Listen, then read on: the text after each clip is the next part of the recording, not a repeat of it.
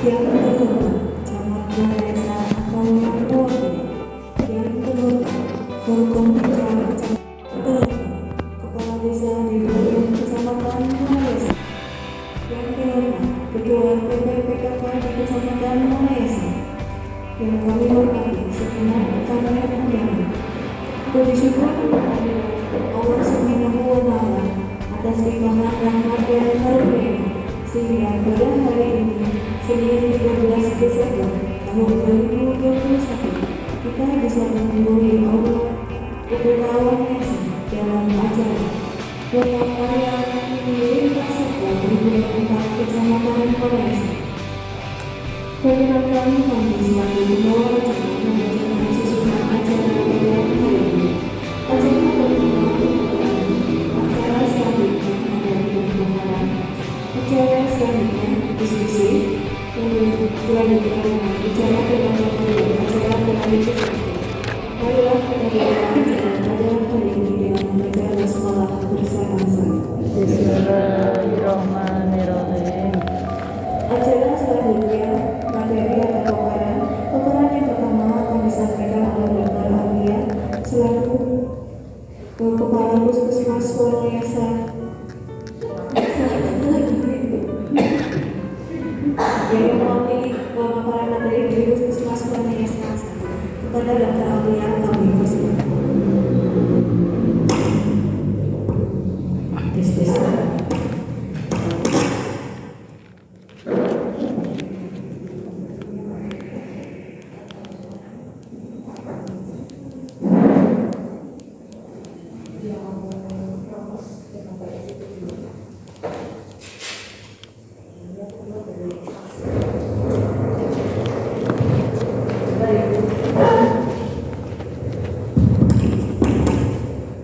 Mungkin sebelumnya akan saya sampaikan pada Bapak Ibu semua, Assalamualaikum warahmatullahi wabarakatuh. Waalaikumsalam. Yang saya hormati para undangan yang pada hari ini, baik itu dari dinas instansi, kemudian dari kepala desa, TPPKK desa dan juga ibu semua yang kamu pada hari ini.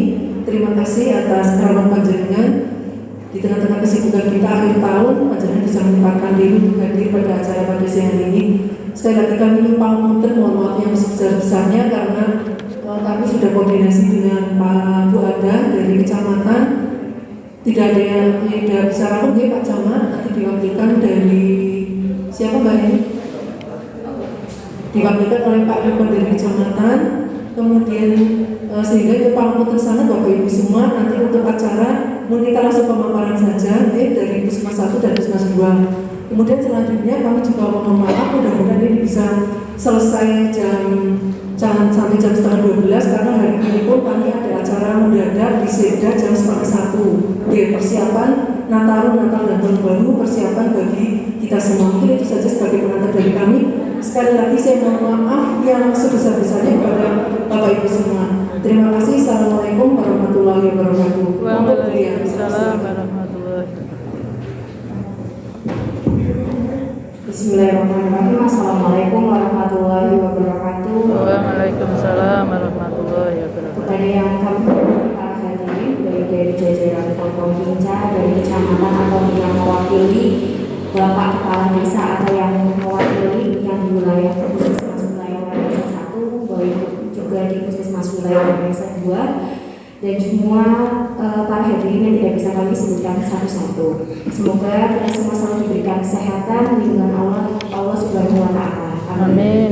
Ya, terima kasih sebelumnya kami ucapkan sudah bersedia hadir pada acara Lokal yang ini lintas sektoral triwulan 4, yaitu dalam 1 tahun memang ada pelaksanaan setiap 3 bulan. Jadi ada Lokal yang ini lintas sektoral 1, 2, 3, 4 gitu ya.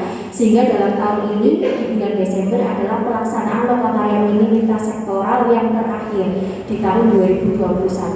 Nanti pada awal tahun 2022 insya Allah juga akan diselenggarakan 2 Lokal Karya Mini lintas sektoral baik dari Wanayasa 1 ataupun dari Puskesmas Wanayasa 2. Untuk mempersingkat waktu, nanti akan kami paparkan segala hasil capaian dari teman-teman pemegang program baik dari Puskesmas Wanayasa 1 ataupun dari teman-teman program-program dari wilayah Puskesmas Wanayasa 2. Nah, untuk pertama saya memaparkan dulu dari paparan program teman-teman pemegang program di PHBS. Ini yang dipegang oleh pemegang program Promkes di wilayah Puskesmas Wanayasa 1. Seperti kita ketahui, PHBS itu adalah perilaku hidup bersih dan sehat.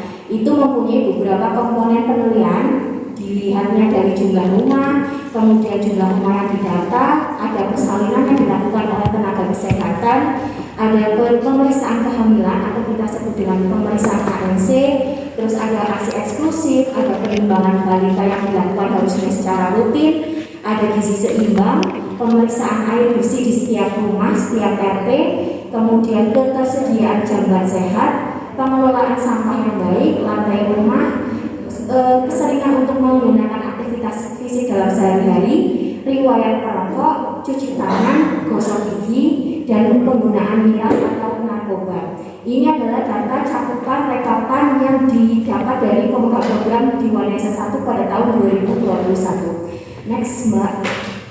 Setelah dilihat dan direkap pada pemegang program tersebut, didapatkan hasil kesimpulan bahwa dari beberapa unsur indikator PHBS tahun 2021 ternyata ada 3 prioritas masalah kesehatan yang perlu kita kaji bersama-sama. Yang pertama adalah banyak anggota rumah tangga yang tidak merokok hanya sebesar 12,11% dari jumlah rumah tangga yang ada. Kemudian perilaku masyarakat dalam penggunaan jamban sehat baru sekitar 55,15%, padahal targetnya harusnya sekitar 100%. Kemudian perilaku pengetahuan masyarakat terhadap pentingnya ASI eksklusif sebesar 46,8%. Di mana nanti mungkin Bapak Ibu agak sedikit bingung dengan nanti ada pemaparan program dari punyanya gizi. Di gizi itu sama paparan yang di Promkes itu jelas hasilnya akan berbeda, tidak bisa berkaitan jadi satu, karena kalau gizi itu tergantung nanti dari ASI eksklusif dari usia sekian sampai sekian, tetapi kalau untuk program Promkes PHBS dilihat dari segi perilakunya gitu. Jadi pengkajiannya dari nilai-nilainya saja unsurnya sudah berbeda, karena kami mendasarkan dari yang harus dipatok dari Dinas Kesehatan. Jadi ini yang didapat dari pemegang program Puskesmas Wanayasa 1, di mana ASI eksklusifnya masih belum mencapai 100%, begitu pula dengan penggunaan jamban sehat belum mencapai 100%, kemudian perilaku yang tidak merokok baru sebesar 12,11%. Harusnya tidak merokok capainya berapa? 0. Abot. Harusnya ya, berarti kan masih ada beberapa dari jumlah wilayah yang mencakup di Wanayasa 1 pasti banyak yang merokok seperti itu. Next slide. Nah, ini tadi sudah paparan tentang PHBS dari tim Promkes. Sekarang capaian data dari pemegang program Kesling, yaitu mengenai STBM. STBM ini ada beberapa teman-teman Kesling sudah sering sosialisasi ya ke desa-desa. STBM itu adalah singkatan dari STBM, cakupannya sampai bulan November 2021. Di situ adalah pilar penilaiannya adalah dilihat dari jamban sehat. Ya, jamban sehat di STBM itu ada pengkajian struktural sendiri. Ini beda sama penilaian jamban sehat tadi yang di PHBS Promkes gitu ya.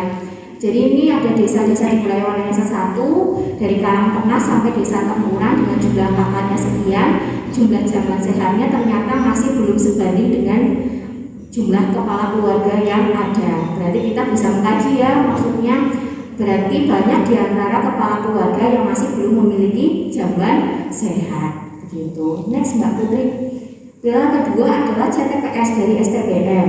Ya, kita lihat lagi dari Desa Karangtengah sampai Desa Tempuran. Jadi kalau contohnya Karangtengah ada 561 kepala keluarga, kemudian CTPS-nya tercapai sekian. 561. Kemudian sampai ke Desa Tempuran juga hasilnya adalah sama, 948, tercapainya juga 948. Berarti sudah ketersesuaian. CTPS itu adalah cuci tangan pakai sabun. Kemudian pilar ketiga. Pilar ketiga adalah pengelolaan air bersih ya Bu ya. Ya, pengelolaan air bersih. Jadi ini dari 9 desa wilayah Puskesmas Wanayasa 1 itu dari Desa Karangtengah, sudah sama. Kemudian Bantang, Pandansari, Pagergunung, Susukan, Wanayasa, Balun, Pesantren dan juga Tempuran. Alhamdulillah hasilnya sudah sama dengan strategi penggunaan STBM yang didasarkan pada pilar penggunaan pemeliharaan dari air bersih. Kemudian pilar yang keempat adalah pengelolaan limbah. Pengelolaan limbah baik dari Desa Karangtengah, Bantar, Pandansari, Pagergunung dan juga Tempuran itu ternyata masih banyak yang jomplang antara realisasi sama harusnya yang dicapai ya. Jadi kalau misalnya Karangtengah itu jumlah kepala keluarganya 561, tetapi dari pengelolaan hasil limbah rumah tangganya masih sangat rendah, entah karena edukasi ataupun faktor SDM dan sebagainya, masih bisa menjadi momok permasalahan yang perlu dikaji kembali antara puskesmas dan juga dari pihak desa. Begitu. Next. Pilar yang kelima adalah pengelolaan sampah dalam rumah tangga. Pilar yang kelima adalah pengelolaan sampah dalam rumah tangga, di mana dari Desa Karangtengah sampai ke Desa Tempuran juga hasilnya masih agak berbeda, di mana capaiannya masih rendah dibandingkan dengan standar yang harus dipenuhi ya. Jadi pengelolaan sampah nanti ada standar-standarnya sendiri dalam teman-teman program Kesling menerapkan capaiannya. Kenapa sih kok masih rendah? Nanti mungkin Bapak Ibu yang berkaitan kok hasilnya segitu, nanti bisa ditanyakan sama program-program, karena kebetulan teman-teman juga sudah tahu di sini gitu ya. Nanti bisa kita diskusikan secara bersama-sama. Next. Tadi sudah membahas tentang PHBS, kemudian capaian dari program STBM kemudian kesehatan lingkungan atau KESLI. Sekarang kita pembahasan tentang status gizi balita di wilayah Puskesmas Wanayasa 1. Ini datanya adalah cakupan sampai November 2021. Guys, saya ingatkan bukan masuk ke Desember, karena Desember sekarang aja baru sampai pertengahan bulan ya, baru sampai tanggal 13. Biasanya nanti rekap kalau di aplikasi adalah sampai akhir bulan gitu ya. Nah, ini adalah nanti penilaian kalau di gizi itu adalah berat badan per umur, kemudian nanti tinggi badan per usia gitu ya. Itu adalah untuk melihat dari faktor risiko stunting khususnya yang ada di wilayah Puskesmas Wanayasa 1. Next Mbak Putri. Nah, ini adalah capaian dari program gizi, di mana ternyata berat badan per usia itu masih banyak beberapa balita yang mempunyai gizi sangat kurang. Di mana berarti kalau gizi yang sangat kurang, kalau dikaji secara medis, berarti faktor resiko terhadap timbulnya penyakit infeksi, faktor resiko terhadap perkembangan kecerdasan baik secara mental, secara psikis juga perlu dilakukan pengajian, dan faktor resiko untuk timbulnya stunting, gangguan pertumbuhan juga perlu kita kaji itu. Jadi ada di wilayah Karangtengah, ada yang masuk wilayah Tempuran, ada yang masuk wilayah Balun, dan 3 balita dari Desa Susukan juga masuk ke kategori sangat kurang, serta 1 dari Pandansari. Next Mbak Putri. Nah, ini balita dengan status gizi berat badan per usia dengan statusnya kurang, ada sangat kurang, dan cukup gitu ya. Jadi nanti yang kalau yang tadinya sangat kurang tadi ada beberapa balita tercakup dari wilayah Karangtengah, tadinya agak banyak itu di bagian Desa Susukan ada 3 orang. Kemudian yang dengan status gizinya kurang ternyata dicakup ada 78 balita. Status gizi kurang itu nanti dilihat dari kondisi balita tersebut, kondisi pada saat pemeriksaan ternyata balitanya juga sakit, kemudian pemberian makanannya juga pengaruhnya tidak sesuai. Misalnya pada usia pertumbuhan itu diperlukan kadar protein yang tinggi, baik protein hewani ataupun protein nabati. Tetapi kalau misalnya itu ternyata pada saat dilakukan penimbangan hasilnya tidak sesuai, tidak bisa masuk ke cakupan program penilaian lewat aplikasi penilaian gizi dari balita gitu. Next. Kemudian penilaian dari status gizi tinggi badan per usia. Tadi berat badan per usia, sekarang tinggi badan per usia. Ini adalah rekapannya. Kemudian tinggi badan per usia, tadi kalau berat badan per usia ada sangat kurang dan kurang. Kalau tinggi badan per usia nanti ada sangat pendek gitu ya. Jadi ada tinggi badan per usia ada 136 balita yang terjaring sampai November 2021. Ini jaringannya dari 17 7,2% dari total seluruh balita, yaitu 1.882 balita. Ini nanti dilihatnya dari indikatornya panjang badan atau tinggi badan. Kalau secara medis panjang badan sama tinggi badan berbeda ya. Panjang badan itu kalau secara medis kita mengukurnya dari usia kelahiran 0 hari sampai usia 1 tahun atau 12 bulan.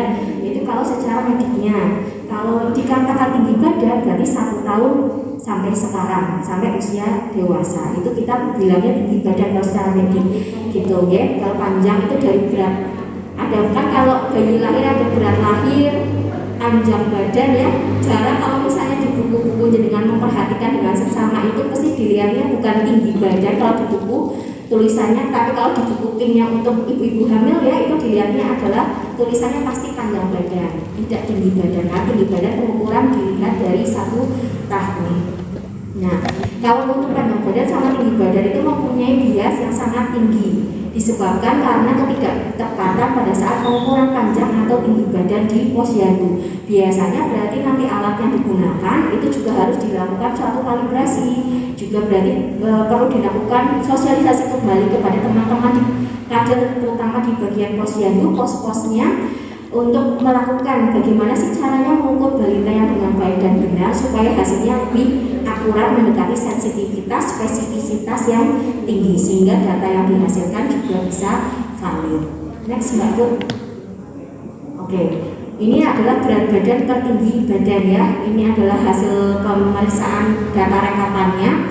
Kemudian ini adalah dari data rekapan tersebut ternyata ada gizi buruk pada balita itu kita tentukan berdasarkan indikator dari berat badan terpanjang atau tertinggi badan. Jadi terpanjang itu kalau dedeknya masih kurang dari 1 tahun, tinggi badan berarti kalau si adik usianya sudah lebih dari 1 tahun gitu ya. Dari hasil analisis data pengukuran berat badan dan terpanjang badan atau tertinggi badan, alhamdulillah kami tidak mempunyai kasus gizi buruk ya di Wanayasa 1, alhamdulillah. Karena kalau penata gizi buruk itu lumayan repot gitu. Karena kita harus kunjungan, pencegahan malnutrisi, kwasiorkor, edukasi kepada keluarga. Karena kalau misalnya mempunyai gizi buruk itu juga berpengaruh kepada masa depannya nanti. Biasanya ngapunten sangat kecerdasan mentalnya juga berpengaruh. Biasanya seperti itu. Okay. Next. Oke, jadi ini adalah intervensi yang dilakukan oleh teman-teman dari petugas gizi di wilayah Puskesmas Wanayasa 1, yaitu pelacakan kasus gizi secara berkala berdasarkan hasil gabungan data yang penima setiap bulan, di mana teman-teman dari pemegang program gizi itu akan melakukan pelacakan data berdasarkan dari bantuan dari teman-teman kader di 9 desa gitu. Kemudian setelah kita lakukan pelacakan kasus gizi, otomatis kita harus melakukan analisa. Setelah dilakukan analisa adalah kita selanjutnya, langkah selanjutnya kita melakukan suatu intervensi terhadap data yang sudah kita peroleh. Dengan status gizi berat badan per usia sangat kurang balita dengan berat badan per tinggi badan yang kurus, nanti bagaimana caranya kita melakukan suatu intervensi. Biasanya akan dilakukan suatu pembagian biskuit balita selama 3 bulan yang nantinya distribusi sama sasaran, nanti berkoordinasi dengan pembagiannya di bidang teman-teman dari bidang desa atau dari kader. Kemudian perlu dilakukan refreshing secara berkala pada teman-teman kader terkait pengukuran berat badan, panjang badan, dan tinggi badan untuk mengurangi bias data. Kembali lagi, yang namanya pendalaman ilmu harus memang dilakukan secara rutin terus menerus ya, karena yang dasarnya ilmu itu kan semakin pengetahuan semakin berkembang, aplikasi juga dalam dunia kesehatan juga semakin ada. Jadi teman-teman kader itu adalah mitra puskesmas, di mana kader itu adalah punya desa, tetapi beliau-beliau ini membantu kami sekali dalam cakupan capaian data yang perlu kami dapat, terutama pada pemegang program di bidang upaya kesehatan masyarakat. Habis ya.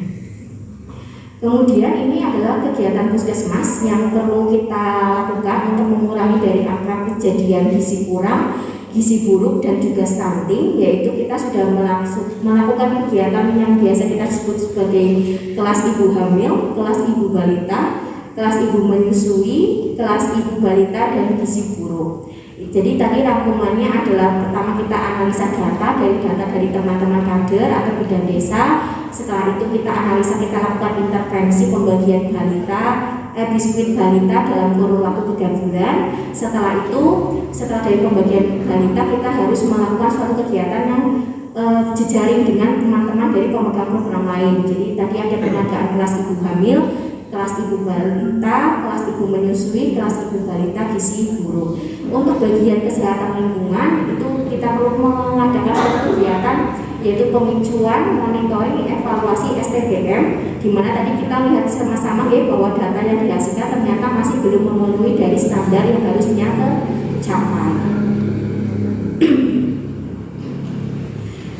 Harapan kami dari Puskesmas adalah peran lintas sektor untuk menyelenggarakan program atau kegiatan yang bisa membantu meningkatkan status gizi balita, seperti membantu dalam kelas ibu hamil, kelas ibu menyusui, dan pengadaan jamuan sehat. Ini biasa dari teman-teman pemegang program pasti sudah biasa keluar-keluar ya sama teman-teman dari desa, baik itu kader, bapak ibu perangkat desa, tentang penyelenggaraan kalau misalnya di desa ini mau ada kelas ibu balita, kelas ibu menyusui pada tanggal sekian, hari sekian gitu. Kemudian dapat berkoordinasi dengan Puskesmas apabila membutuhkan suatu tenaga bantuan atau narasumber. Biasanya memang ada beberapa desa kalau yang berkaitan dengan masalah kesehatan biasanya akan cawe-cawe ke pada Puskesmas, baik dari Puskesmas Wanayasa 1 ataupun Wanayasa 2. Karena tujuan kita sebenarnya sama ya, untuk masalah kesehatan sama-sama untuk membantu mengatasi, mensejahterakan para warga desa yang tinggal di lingkungan kita masing-masing. Kemudian untuk masalah gizi adalah pengadaan PMT padat gizi di Posyandu. Next slide.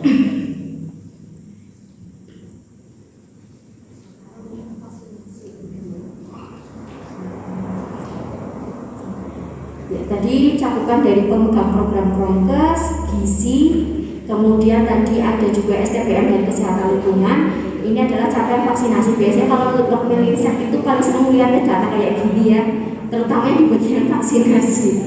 Biasanya pada mau ngopi terus di foto-foto.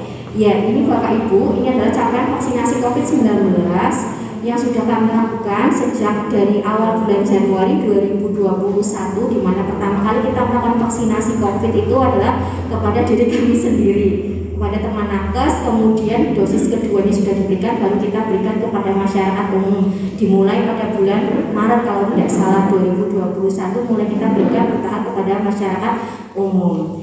Nah, ini adalah capaian vaksinasi COVID-19 dari Januari sampai bulan Desember 2021 di wilayah Puskesmas Wanayasa 1 ya.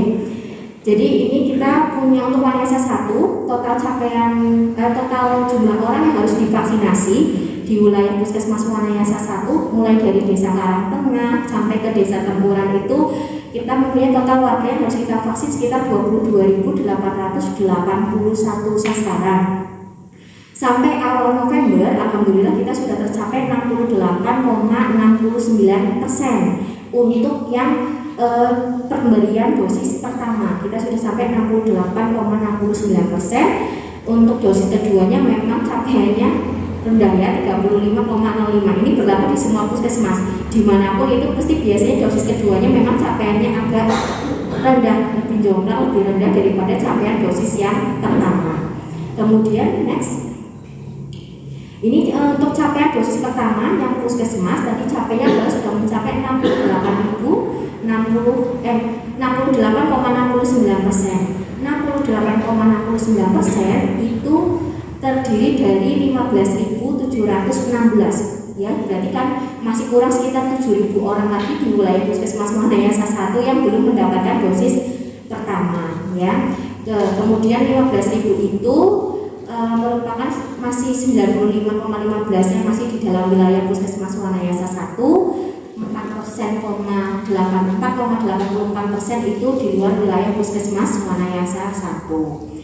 Kemudian capaian selanjutnya, nah ini adalah capaian per desa ya. Jadi capaian dosis pertama per desa, di mana tadi kalau yang dosis pertama yang tertinggi memang masih di dalam wilayah Puskesmas Wanayasa sekitar 95%. Ini kita jabarkan lagi per desa, ada 9 desa. Alhamdulillah yang pertama menduduki adalah pesantren sekitar 74,24%. Warga pesantren dosis pertama sudah dilakukan, alhamdulillah. Kemudian yang memang yang masih agak rendah 35,56% adalah dari desa Pandansari. Kemudian next, capaian vaksinasi COVID-19 terutama bagi para usia lanjut atau lansia, jumlah yang tertinggi adalah 68,20% sudah didapatkan dari desa Karangtengah. Yang terendah lansia dari desa Wanayasa baru tercapai sekitar 27%. Next Mbak Bu. Ini capaian vaksinasi COVID-19 pelayanan publik ya, alhamdulillah. Ini rata-rata pelayanan publik baik dari Bapak Ibu perangkat desa ini sudah tercapai semua sekitar 100% untuk wilayah Puskesmas Wanayasa 1. Next Mbak. Kemudian untuk sekarang masyarakat umum, karena kenapa kami jawaban seperti ini? Karena kalau di aplikasi Pikir, kita kalau input data itu memang per masyarakat umum, lansia, anak, remaja, kemudian pelayan publik gitu ya. Jadi makanya teman-teman dari programmer imunisasi membuatkan aplikasi analisa data seperti tabel berikut gitu. Sekarang yang masyarakat umum sudah rata-rata sekitar 82% sudah melakukan vaksinasi. Paling tinggi memang tadi di desa pesantren yang masih cakupannya agak rendah masyarakat umum di desa Pandansari sekitar 32%. Next. Ibu hamil dari 9 desa itu sudah hampir tercapai sekitar 100%-an ya. Yang masih kurang sedikit lagi adalah dari desa Susukan untuk mencapai 100% karena masih sekitar 88,80%, 88,89% dari sasaran ibu hamil yang harus dilakukan vaksinasi. Next Mbak. Kemudian disabilitas mental, kemudian disabilitas gangguan fisik itu kita sudah alhamdulillah sudah mencapai 100% karena kita waktu itu untuk vaksinasi khusus yang ini kita tidak mengundang beliau-beliaunya untuk puskesmas tapi kita melakukan home visit ya. Kita datangi satu-satu untuk melakukan vaksinasi onsite di rumah karena biasanya ada suatu keterbatasan sehingga beliau-beliaunya ini tidak bisa rawat di puskesmas. Kemudian untuk vaksinasi remaja, nah ini program yang baru dilaksanakan Dinas Kesehatan, sasarannya adalah adik-adik kita yang mulai dari kelas 1 SMP sampai kelas 3 SMA. Pemberian vaksinnya kemarin kita lakukan Pfizer. Kita mulai dari pemberian vaksinasi pada remaja sekitar bulan November 2021. Kemudian untuk kalau kita kaji ini kita tidak memberikan analisa per sekolah ya, meskipun waktu itu kita melakukan vaksinasinya di sekolah-sekolah mereka, tetapi kita memberikan analisanya per desa. 9 desa yang masuk ke dalam wilayah Puskesmas Wanayasa 1. Jadi yang pertama itu dari Pandansari ada 52,10% remaja yang sudah divaksin dan juga kalau dari Susukan sekitar 5,83% yang sudah divaksinasi. Kemudian next. Ya, ini tadi hasil adalah capaian yang didapatkan oleh program imunisasi bagi masyarakat yang melakukan vaksinasi di puskesmas kami. Jadi biasanya ada banyak yang bertanya, kalau ini sih masuk cakupan ke penilaian vaksinasi yang dilakukan di desa atau dilakukan oleh tempat lain atau tidak, karena pikirannya berbeda. Jadi kalau misalnya mau menghitung jumlah alokasi orang siapa saja yang sudah divaksin, teman-teman bidan desa ya terutama nanti akan memberinya data sesuai yang dilakukan di vaksinasi di puskesmas mereka. Jadi kalau untuk di luar wilayah tidak bisa kita berikan karena kita juga tidak tahu seperti itu, oke? Jadi ini adalah paparan kami yang terakhir terutama tentang masalah vaksinasi. Apabila nanti ada membutuhkan pertanyaan atau misalnya klarifikasi nanti akan bisa kita bahas pada akhir sesi. Karena pemegang programnya sudah pada tahu, mungkin nanti akan ada sesuatu yang mungkin agak sedikit dibahas sedikit, silakan untuk bertanya. Demikian dari kami, saya mohon maaf apabila ada kurang kata atau tidak berkenan di hati. Wabillahi taufiq wal hidayah. Wassalamualaikum warahmatullahi wabarakatuh. Waalaikumsalam warahmatullahi wabarakatuh.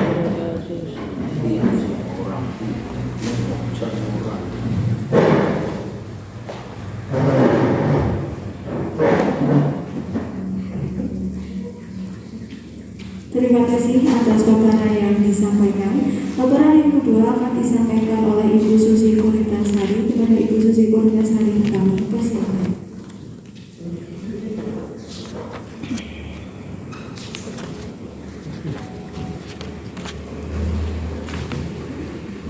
Assalamualaikum warahmatullahi wabarakatuh. wabarakatuh. Waalaikumsalam warahmatullahi Terima kasih atas waktu yang diberikan kepada kami. Mungkin langsung saja kami akan memaparkan tentang pencapaian hasil kami dari Puskesmas Manusia 2. Mohon maaf mungkin dari wilayah Puskesmas 1 bisa menyimak ya Bapak Ibu semua dan Pangapunten, tadi mereka sudah memaparkan dari Puskesmas 1. Jadi yang akan kami tampilkan di sini adalah pencapaian hasil dari program kami, utamanya adalah terkait dengan prioritas nasional. Jadi ada 5 prioritas nasional, yaitu tentang TAKB, kemudian tentang upaya penurunan stunting, kemudian penyakit tidak menular, kemudian ada vaksinasi dan juga ada penyakit TB. Nah, jadi di sini memang tidak semua program kami paparkan, akan tetapi memang kami yang lebih ke standar ataupun prioritas nasional. Mohon nanti Bapak Ibu bisa menyimak. Sekali lagi kami mohon masukan, saran, dan apa yang akan kami tampilkan itu bukan berarti kami, desa ini ternyata cakupannya sedikit, ternyata bukan sih Pak, tapi bagaimana upayanya nanti waktu yang tinggal sedikit ini, 1 bulan atau setengah bulan bisa menjadi bahan perencanaan kita nanti di 2022 kita akan perbaikannya di mana, akan kita fokusnya di mana. Kita mulai saja Bapak Ibu. Yang pertama adalah tentang AKB di wilayah Puskesmas Wanayasa 2, utamanya juga di Kecamatan Wanayasa. Untuk di Puskesmas kami tahun 2021 itu ada kematian bayi sebanyak 7. Jadi di awal kami sempat leha-leha Pak, sempat leha-leha, ternyata muncul itu di akhir-akhir Pak, tribulan ke-3, tribulan ke-4 ini kita muncul ada kematian bayi sebanyak 7. Jadi kalau kita bandingkan tahun 2020, alhamdulillah turunnya kata nih Bapak Ibu semua turunnya banyak dari 13 di posisi yang sama turun ada 13, tapi di tahun 2021 kita posisi di 7. Alhamdulillah itu sebenarnya juga berkat kerjasama dari semua pihak. Itu bisa diperisani desa-desa mana yang ada kematian bayinya di tahun 2021. Ada juga yang Untuk penyebabnya mungkin Bapak Ibu bisa merisani di sini. Memang kalau kita terangkan secara sebagian besar dari 7 kematian itu adalah karena BPLSR. Jadi berat badan air sangat rendah.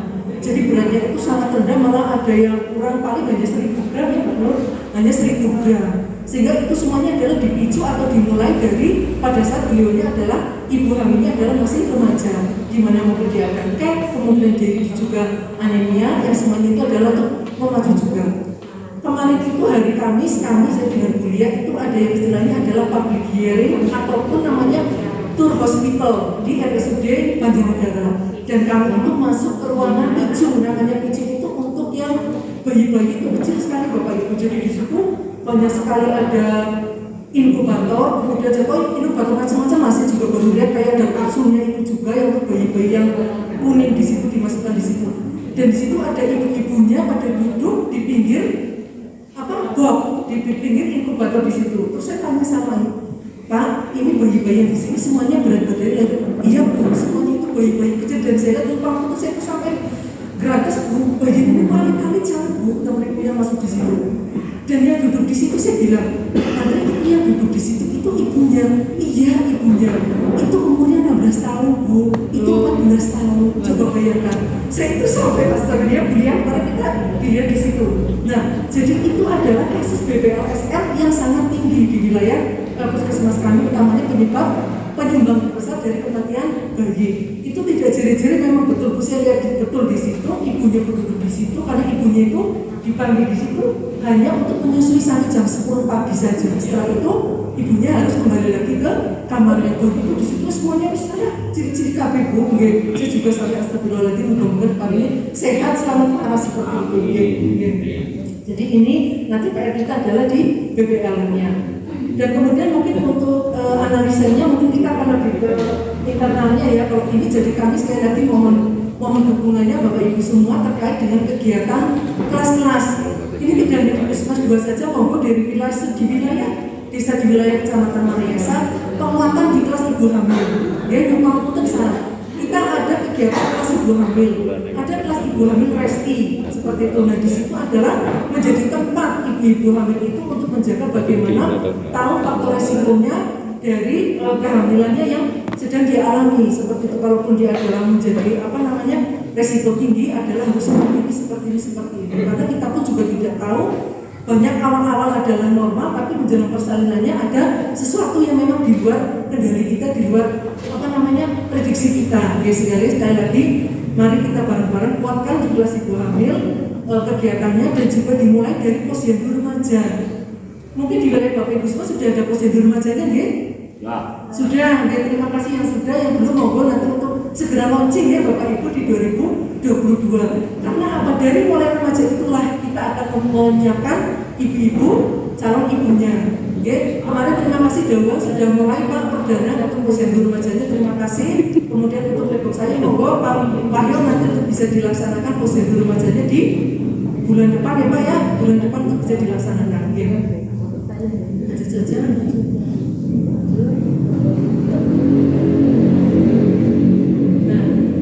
Kemudian yang kedua adalah terkait dengan vaksinasi COVID, pelaksanaan vaksinasi seperti tadi disampaikan oleh Bu Dr. Lia.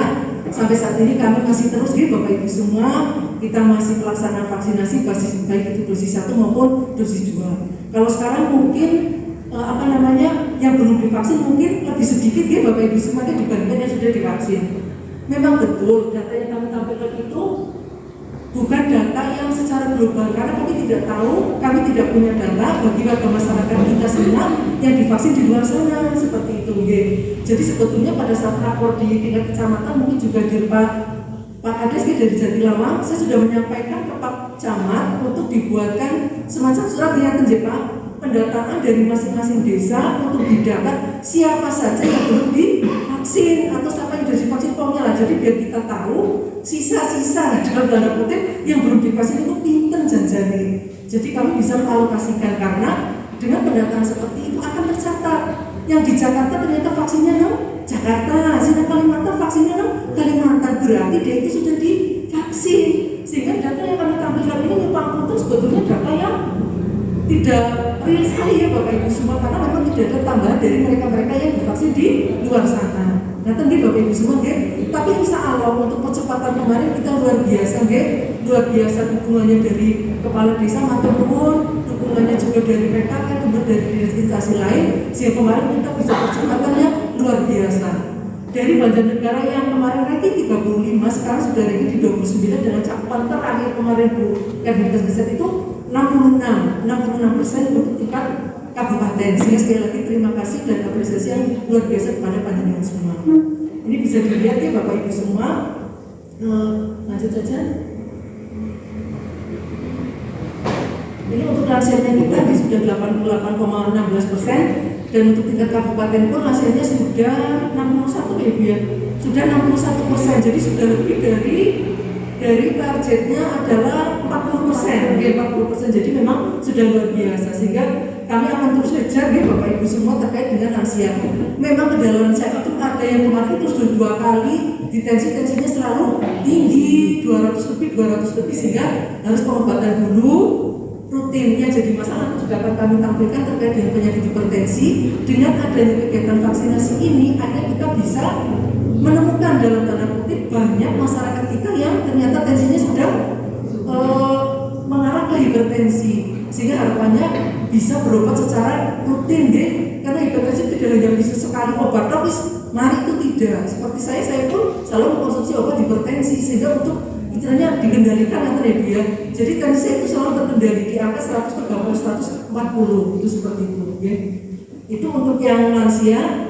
Kemudian lanjut yang ibu hamil, alhamdulillah ini kita juga terus dilaksanakan. Mungkin masih ada beberapa yang memang masih rendah tapi insya Allah akan terus kita kejar Bapak Ibu semua. Bapak Ibu tidak usah khawatir, kami tim kesehatan selalu siap untuk membackup pelaksanaan vaksinasi Kemudian untuk disabilitas kita alhamdulillah sudah semuanya 100%, sudah kita kunjungi juga yang disabilitas. Kemudian yang masyarakat umum kita sampai posisi hari ini kita di angka 55% untuk dosis 1-nya. Hal ini adalah berdasarkan dari data yang ada di capil jadi 13.000, kita punya sasaran 13.000 sekian. Kita baru memvaksin 7.259, itu pun kemungkinan sudah hampir mendekati 13.000 karena di luar sana yang di PKU yang di mana kita belum tercover Itu kemudian untuk remaja ada baru 42 remaja di sini, termasuk di dalamnya adalah sekolah masuk di sini ya Pak? Sekolah masuk di sini. Oke, lanjut lagi.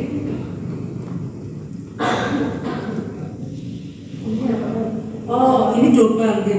Ini global adalah untuk cakupan vaksinasi ya, di wilayah puskesmas kami per 12 Desember. Jadi kita sudah di angka 62,20%. Ya. Sekali lagi, ini bisa angkanya bisa lebih besar ya Bapak Ibu semua, karena banyak data ini adalah data real yang kita vaksinasi di wilayah puskesmas kami, belum termasuk yang di luar puskesmas. Ini adalah terkait dengan cakupan vaksinasi COVID di wilayah puskesmas kami.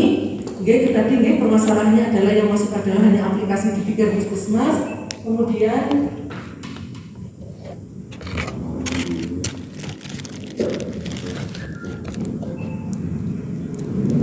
masyarakat umum yang melakukan vaksinasi kita tidak tahu. Kemudian cakupan remaja masih kurang karena yang hanya bisa diberikan itu hanya Sinovac dan Pfizer saja. Di luar itu kita belum direkomendasikan untuk memberikan di luar jenis vaksin tersebut.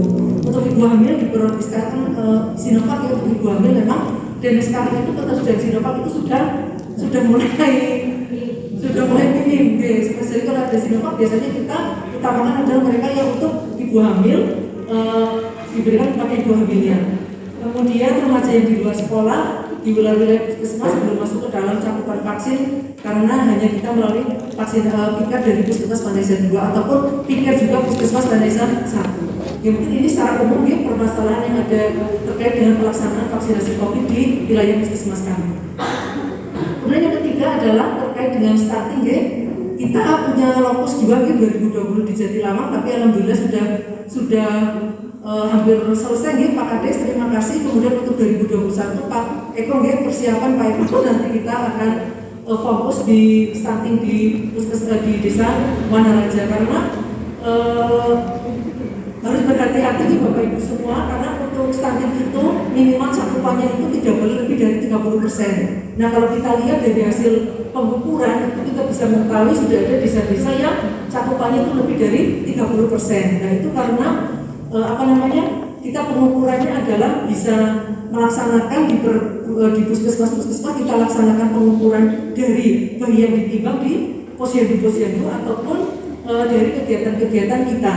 Jadi di situ kita bisa tahu, bisa kita kategorikan mereka-mereka yang masuk di stunting. Nah untuk tingkat puskesmas kita ada 27,8%. Terus untuk penyebab masalahnya adalah itu tadi ya, dimulai juga dari ibu hamilnya, ibu hamil itu dimulainya adalah dari mereka masih remaja. Kemudian juga di samping faktor-faktor tadi terkait dengan gizi, konsumsi ataupun asupan gizinya juga dipengaruhi oleh dari faktor kesehatan lingkungannya, cakupan rumah sehatnya, cakupan jamnya. Ya, kemudian juga cakupan praktek CTPS yang belum maksimal, meskipun COVID kemarin kepemilikan sampah CTPS yang meningkat, akan tetapi pemanfaatannya mungkin yang belum maksimal. Ya.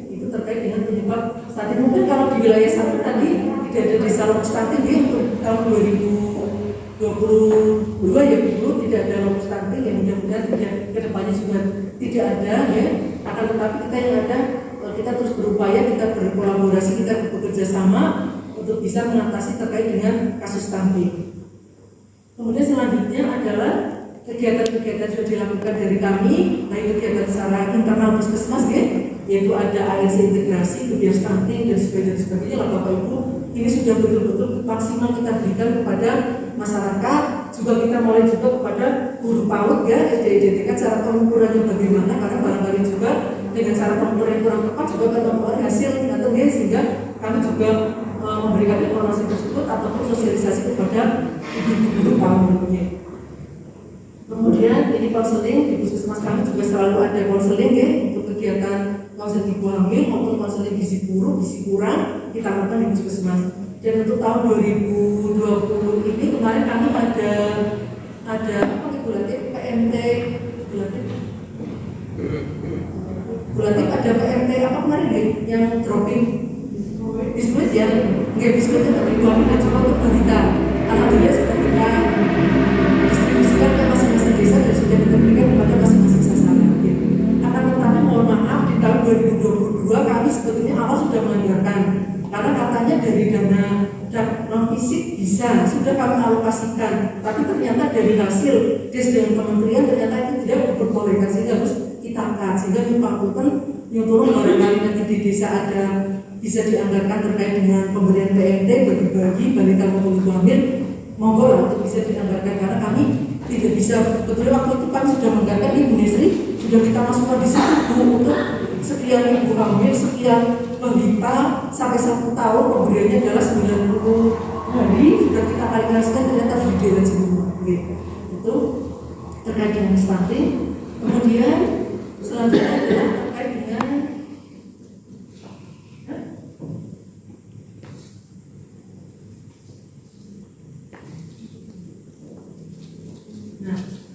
ini seperti yang disampaikan terkait dengan penyakit tidak menular adalah tentang penyakit hipertensi, karena ini pun menjadi isu ataupun prioritas nasional terkait dengan penderita hipertensi yang sebetulnya itu di masyarakat itu cukup banyak, akan tetapi cakupannya kita hanya bisa bertambah hanya harus sedikit Bapak Ibu, jadi jumlahnya itu 47,8%. Nah ini kita ketahui kemarin salah satunya adalah dengan adanya kegiatan vaksinasi tersebut dari hasil screening. Dan biasanya mereka untuk disampaikan untuk berobat secara rutin baik di puskesmas maupun di PKG, karena tidak bisa pemberian obat itu hanya sekali, akan tetapi harus terus berkelanjutan ataupun selalu terkendali ataupun terkontrol. Nah, untuk hipertensi ini kita bisa memanfaatkan sarana yang ada di desa, yaitu ada posyandu lansia, ada posyandu, ditambah lagi sekarang ada posyandu remaja. Posyandu remaja itu sama dengan posyandu lansia ataupun posyandu, tapi remaja-remaja itulah yang kita libatkan untuk mulai dari sebagai kader, dia mengukur kancane, dia diajari cara nimbangnya bagaimana, seperti itu cara tensinya bagaimana, sehingga kita akan tahu ternyata di remaja pun sudah banyak mereka yang tensinya lebih dari 120, ada yang 170 seperti itu. Jadi berhati-hatilah nih, karena kita harus bisa mencegah itu dari dini. Faktor risikonya itu adalah terpicu dari Pangkutan sekarang banyak konsumsi makanan juga nih di masyarakat, di anak-anak remaja kita yang sebetulnya itu bukan kebutuhan dari mereka, sehingga itu dia bisa memicu ataupun menimbulkan penyakit tidak menular pada diri mereka. Ada penyakit hipertensi, ada kolesterolnya tinggi dan sebagainya, itu sudah sampai ke anak-anak remaja. Ya. Kemarin dari hasil pelaksanaan vaksinasi di sekolah juga dijumpai ya Bu, ada beberapa siswa yang tensinya sudah tinggi sehingga dia tidak bisa divaksin. Nah itu itu terkait dengan hipertensi, cakupan masing-masing desa sudah masih rendah. Untuk problemnya, untuk cakupan pengobatannya, jadi penderitanya itu cukup banyak, akan tetapi yang berobat rutin itu masih di bawah 1%. Itu tadi. Saya yakin Bapak Ibu yang ada di sini yang punya dalam tanda kutip penyakit hipertensi, pengobatannya mungkin kurang teratur seperti itulah. Seperti pas ada di kontrol, periksa dari puskesmas, lagi ke PNA, orang periksa, seperti itu. Gitu betul? Nah, kalau kita lapor ke sekolah, waduh lebih pada periksa. Itu sebetulnya tidak seperti itu. Monggo berobat rutin seperti itu, dikontrol tensinya setiap bulan. Kita punya pasien-pasien yang rutin kontrol sudah menjadi langganan tetap puskesmas, itu yang lebih bagus seperti itu. Jadi tensinya sudah bisa terkontrol, obat-obatannya untuk obat penurun tensinya dia selalu mengkonsumsi. Jadi pada saat vaksin itu ada lansia tensinya sampai 200. Kemudian walaupun dibalik obat bagi tensinya itu mesti meledak kalau langsung bisa di tensi seperti itu. Jadi bukan seperti itu langsung dikasih obat kita bisa langsung tensinya langsung turun. Jadi itu mungkin dia untuk capaian pengobatan rutin kita yang masih di bawah 1%.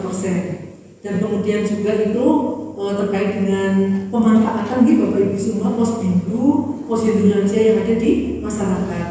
Pada saat vaksin pun kita edukasi pada lansia. Saya tanya, Mbak, sering kali posyandu lansia itu boten. Nah, jawabannya itu masih banyak sekali lansia-lansia kita yang belum memanfaatkan posyandu lansia untuk mereka cek kesehatan ataupun untuk bisa di situ tahu terkait dengan informasi-informasi terkait dengan kesehatan.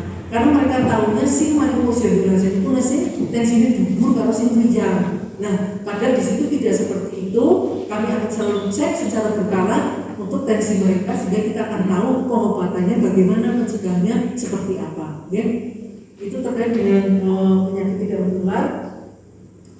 untuk penyakit hipertensi. Untuk RTL-nya adalah kita tadi ya, peningkatan kunjungan pos minggu, penyakit tidak kontrol dan lansia, kemudian sosialisasi pemeriksaan kesehatan kepada masyarakat usia produktif dan lansia. Ini beberapa waktu lalu petugas kami sudah rutin gitu di desa Panjenengan. Mohon maaf barangkali Bapak Ibu karena kesibukan tidak bisa, kemarin sudah turun ke desa-desa terkait dengan penyakit, sosialisasi tentang penyakit hipertensi bagi masyarakat. Kemudian menganjurkan penderita hipertensi untuk melakukan pengobatan secara rutin. Ya. Kemudian yang TB ya. Nah selanjutnya adalah penyakit TB adalah juga menjadi salah satu prioritas nasional. Ya. Karena ini sudah kami sampaikan kemarin pada saat pertemuan TB di tingkat kecamatan. Mungkin Bapak Ibu sudah daerah juga waktu itu kami mengundang dari kader lalu di situ. Nah di sini kita bisa lihat memang untuk cakupan TB kita di tingkat puskesmas itu masih sangat rendah, masih sangat rendah. Kami sudah berupaya bagaimana caranya supaya paling tidak itu suspeknya TB itu kita bisa meningkat. Untuk suspek kita itu baru 25,50% di tahun 2021. Kemudian upayanya dari suspek tersebut adalah yang betul-betul positif kita hanya baru 14,28%. Jadi suspek itu lebih terduga menunjukkan gejala-gejala TB, dicek dahaknya ternyata dia tidak positif. Dari 25,55% itu si positif ini 14,28. Jadi ditemukan kita itu masih sangat sedikit. Begitu ada satu penderita TB positif, paling tidak 10 rumah, 15 rumah yang ada di sekitar itu semuanya adalah harus diperiksa dahaknya, harus diperiksa sekutunya. Ya, kemarin pada saat pertemuan di kecamatan yang isi dari DKK Mas Afif, pemegang program tingkat kabupaten sudah disampaikan dan juga kemarin juga sudah dibagikan pot dahak ya, sudah dibagikan untuk pada dahak. Tapi ternyata dari hasil kemarin pada dahak itu banyak tidak kembali. Jari ini pada dahak ini gak ada apa ya Bu? Gak ada bumbu. Bagus ya ibu-ibu dah kalau kayak mana itu kadang-kadang kurang ya itu udah bicara yang pada tunggal ya kalau kita sehingga banyak sekali kami sudah membagikan poda yang cukup banyak, tetapi yang kembali dan berisi itu ada sedikit ya itu seperti itu. Nah ini untuk presentasinya di kita di tahun 2021 ini sampai dengan Desember pencapaiannya hampir sama dengan 2020. Padahal kalau kita lihat dari suspeknya kita targetnya harus 58 ya Mbak. Nah targetnya dari kita 58 tapi kita baru tercapai 6. Sehingga abot banget ya bisa mengejar ya. Nah penyakit kan tetap digoleti bukan seperti itu. Karena dia semakin dini kita tahu itu sehingga mencegah apa Bu? Penularan itu sudah semakin luas. Karena penyakit itu juga menjadi salah satu penyakit yang mematikan di dunia seperti itu. Nah, padahal pemicunya dari penyakit TB itu akeh banget. Rumah sehatnya bagaimana? Jebule rumahnya itu ada jendelanya orang tahu dibuka. Kemudian lantainya juga masih tanah seperti itu. Kemudian yang paling perilakunya itu sembarangan. Ada yang bis kamar kalau dibuka tanah apa juga yang di pester lemah itu yang paling di situ ya kapten ini senang banget dan jadi aku super bakalan tunggal karena kondisinya adalah lembab yang sangat memicu dari pertumbuhan dari bakteri penyebab penyakit TB tersebut. Nah, belum lagi ketika batuknya generasi juga penyakit TB, nunga orang yang ada masker, wah ini jebres. Nah itu sih salah satu juga untuk memicu juga penyebaran penyakit TB yang ada di masyarakat. Bisa yang pada saat kita pemeriksaan sekutunya mereka tidak mau diambil sekutunya seperti itu sehingga ya sudah ada bumbu baik nah api dia ada bagus itu Lumazan. Tadi ini juga permasalahan sudah kita sampaikan itu tadi yang Polda tidak kembali terus juga pasien tidak bisa mengeluarkan dahaknya. Kemarin sudah dilatih ya Bapak Ibu kader yang kalau di ada yang kalau di kecamatan pada saat TB itu benar Nah, di situ juga disampaikan sarana kreatif bisa untuk primer. Insya Allah petugas kami siap direktif kepada ibu-ibu kader, ibu-ibu PKK desa untuk bisa menyampaikan kalau Bu ini karena waktu orang mari-mari terus keluar keringat di malam hari tanpa aktivitas dan sebagainya, kira-kira kok pripun nggih guna. Kita bisa dikomunikasikan, insya Allah petugas kami akan bisa turun ke lapangan untuk bisa memberikan beberapa, kalau tidak salah kemarin juga sudah dititipi ya Pak, sudah dititipi masing-masing kader kalau tidak salah 5 podahatnya. Enggak tahu nanti kembali jadi 10 atau tidak orang ngerti apa baliknya. Kemudian itu memaksimalkan rencana kemudian meningkatkan tadi kerjasama lintas provinsi. Terima kasih kemarin juga dari organisasi keagamaan juga kita undang untuk bisa menginformasikan juga ke masyarakat. Ini rencana tindak lanjutnya. Ini tadi sudah kita rencanakan seperti ini. Mudah-mudahan nanti di tahun 2022 kita bisa melaksanakan apa yang sudah kita rencanakan sehingga kita bisa meningkatkan pencarian atau pertemuan dari penyakit TB di Kecamatan Wanayasa. Saya kira itu nih Bapak Ibu semua paparan dari kami Puskesmas 1 dan 2 terkait dengan pencapaian program kami di tahun 2021. Waktu kita tinggal 15 hari untuk bisa menyelesaikan kegiatan-kegiatan kita. Insya Allah kita akan tutup kegiatan tanggal, mungkin ini kegiatan terakhir Bapak Ibu, kegiatan besar kami insya Allah kami tutup dengan resek pada siang hari ini, karena besok kami sudah berproses penyelesaian administrasi dan kegiatan kita akan sudah kita selesaikan.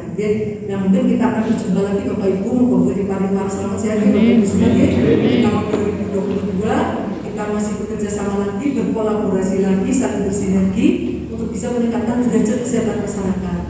Tanpa kita yang berupaya, tanpa kita yang mengawali, tidak mungkin kegiatan-kegiatan program kesehatan khususnya di Kecamatan Wanayasa akan tercapai. PR kita masih sangat banyak.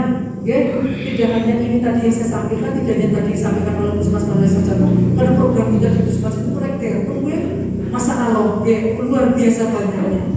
Tetapi kami bismillah dengan kerjasama yang bagus baik internal maupun eksternal, mudah-mudahan kegiatan bisa kita laksanakan. Oke, mungkin informasi juga kepada Bapak Ibu semua, khususnya untuk Bapak Ibu Kepala Desa di wilayah Puskesmas Wanayasa 2. Alhamdulillah bangunan rel sudah selesai Bapak Ibu. Mungkin Pak Kades setiap hari lewat bisa Pak Supri dan Ibu seperti itu, mungkin bangunannya sudah sangat megah yang untuk ruang persalinan. Mudah-mudahan nanti di 2022 setelah peresmian kami juga akan tiru kayak rumah sakit, ada tur hospital, kami akan tur puskesmas. Lihat puskesmas kami mudah-mudahan bisa memberikan pelayanan persalinan yang lebih baik lagi kepada masyarakat kita, lebih nyaman lagi kalau mereka deg-degan bobokan ambrol, bobokan perpu dan sebagainya. Itu saja, mohon maaf yang besar-besarnya. Terima kasih. Assalamualaikum warahmatullahi wabarakatuh.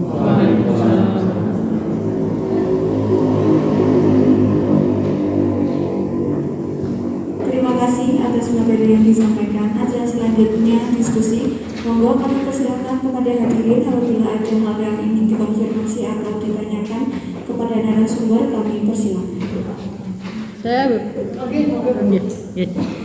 Bismillahirrahmanirrahim. Assalamualaikum warahmatullahi wabarakatuh. Terima kasih atas waktunya. Saya tertarik sekali dengan apa yang disampaikan tadi oleh Mbak Susi berkaitan dengan adanya bayi-bayi yang berat badannya sangat-sangat rendah, terus kekuning-kuningan. Itu efek dari mungkin pernikahan dini nggih, yang istilah kesehatannya tadi apa? Pokoknya pernikahan dini gitu ya, pernikahan yang belum pada masanya. Nah, berkaitan dengan itu saya ada pengalaman nyata beberapa hari yang lalu. Saya itu ditelepon oleh salah satu kepala sekolah, katakanlah di SDX tidak saya sebutkan. Lah, kepala sekolah itu minta izin untuk memberikan surat keterangan pada si gadis kalau pernah sekolah di situ. Saya telusuri, kenapa Pak ijazahnya hilang? Tidak hilang Bu, ijazahnya masih, tetapi akan dianggap hilang. Ini surat keterangan untuk pernah sekolah di sini agar nanti anak yang usia 13 tahun nanti dapat diberi surat katakanlah keterangan menjadi 17 tahun lah supaya bisa nikah. Nah, ini kan berkaitan dengan ini, saya agak juga curiga, loh kenapa kok harus tergesa-gesa, masalahnya anak usia SMP itu kelas 1 atau kelas 2. Dan akhirnya jujur saya itu ditangisi wali murid Bu, karena anak ini nyuwun sewunya lah secara terus terang saja sudah isi gitu. Nah, berkaitan dengan ini saya kan juga agak bingung. Satu, sisi kemanusiaan saya memahami apa yang dialami orang tuanya itu. Yang kedua, di sisi peraturan kan jelas tidak membolehkan saya mengizinkan hal yang melanggar peraturan. Terus hati nurani juga saya nggak bisa ketika ijazah nggak hilang kok diketerangkan hilang dengan membuat surat anak ini pernah sekolah di sini, terus nanti akan usianya dituakan menjadi 17 tahun. Nah, dalam kesempatan yang baik ini kan ada bapak-bapak kepala desa sekecamatan Wanayasa. Kami mengharapkan untuk ke depan semoga ini tidak terjadi lagi lah. Cukup sekali itu saja. Dan akhirnya dengan terpaksa tidak saya izinkan. Lah mohon maaf kalau bapak kadesnya ada di sini.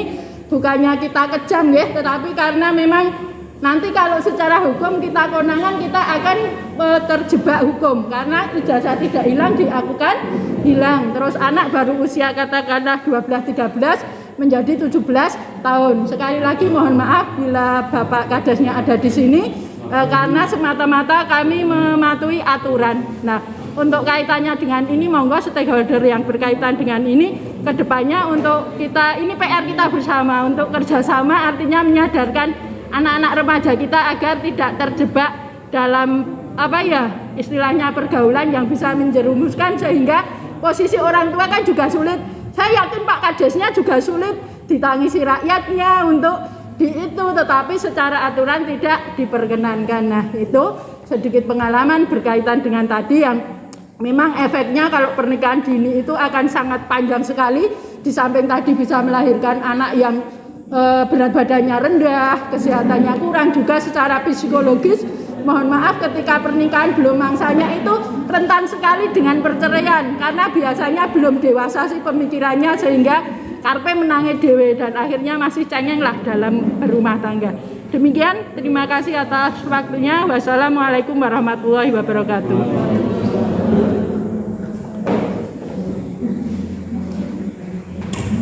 Ya, terima kasih Bu Parija. Memang kejadian itu memang ada hubungannya di masyarakat dan kami di sini ada pakarnya Pak KUA. Kemarin setiap tahun kami jadi idola di Catin-Catin karena setiap tahun kami melaksanakan pertemuan Bu. Kami mengundang Pak KUA, Pak Wahid sebagai narasumber terkait dengan itu tadi permasalahan isu-isu apa ya Pak ya dari segi psikologi, dari segi dan sebagainya terkait dengan pernikahan dini.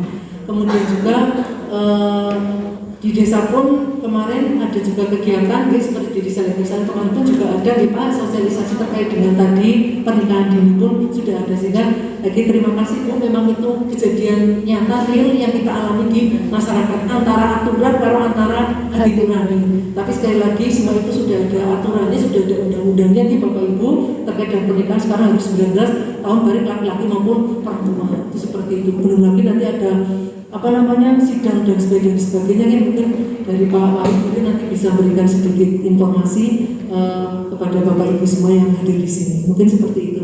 Nathan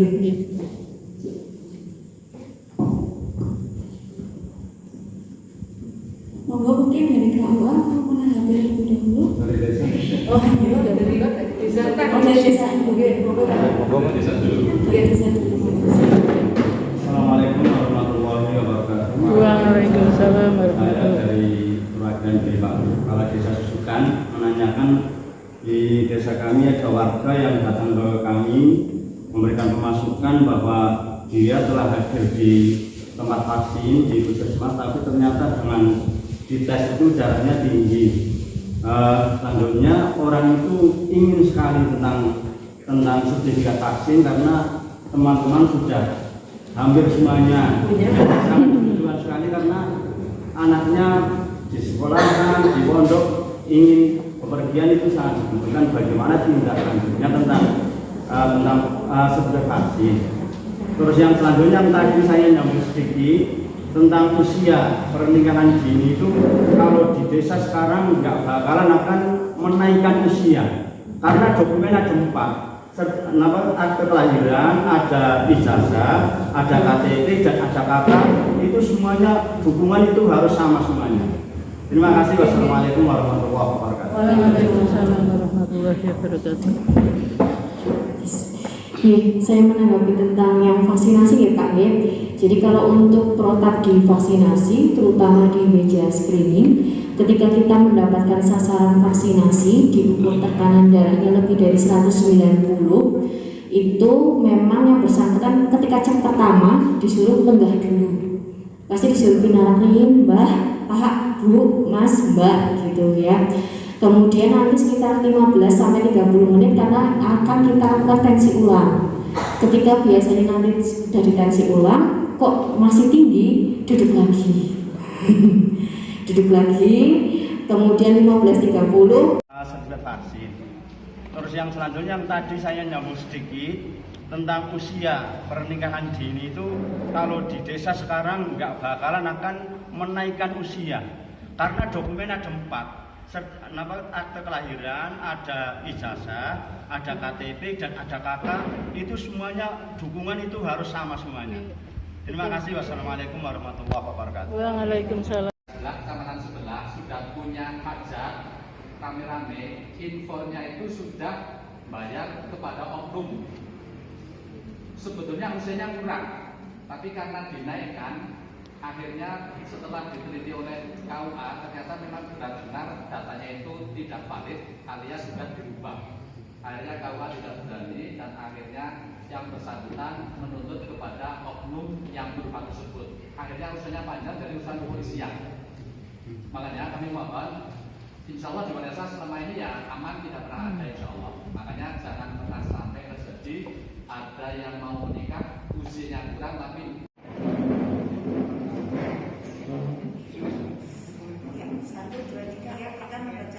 Kami segenap Forkompinca Kecamatan Wanayasa. Kami segenap Forkompinca Kecamatan Wanayasa Siap dalam menuntaskan program prioritas nasional bidang kesehatan. siap dalam menuntaskan program prioritas nasional bidang kesehatan, Meliputi peningkatan kesehatan ibu dan anak. meliputi peningkatan kesehatan ibu dan anak, Upaya penanggulangan stunting. upaya penanggulangan stunting, Pencegahan penyakit menular dan tidak menular. pencegahan penyakit menular dan tidak menular, Serta imunisasi. serta imunisasi. Terima kasih. Terima kasih. Demikian Bapak Ibu serangkaian acara Lomba Karya Mini Lintas Sektoral Triwulan Kecamatan Wanayasa. Dalam pelaksanaan kegiatan kali ini kami mohon maaf sebesar-besarnya apabila dalam pelaksanaan banyak sikap dan tutur kata kami yang kurang berkenan.